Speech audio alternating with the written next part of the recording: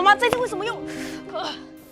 校园内底有无同个性学生，难免有情绪，也或是无好的行为。要辅导管教，拢需要学习。因此，教育局推动校园正向行为支持，甲系列影片拍摄计划，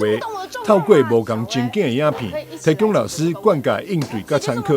校园当中，针对学生的生活辅导及管教的问题，我们都一直鼓励老师用正向的方式来跟孩子对话跟对谈。所以我们在3年前，那就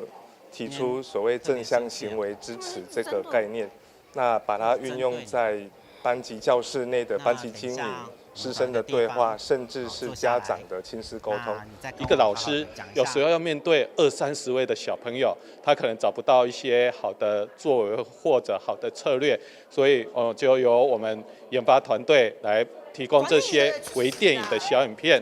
那这些导演呢，他们把微电影的小影片呢，透过教授的一些理论，还有一些实务老师包含我们有一些上化国小、关田国小、振兴国小，还有丽人国小等等的一些我们的团队，把这么好的策略把它提供出来，以微电影大概3到5分钟的方式呢，提供给所有的全市的所有老师来运用。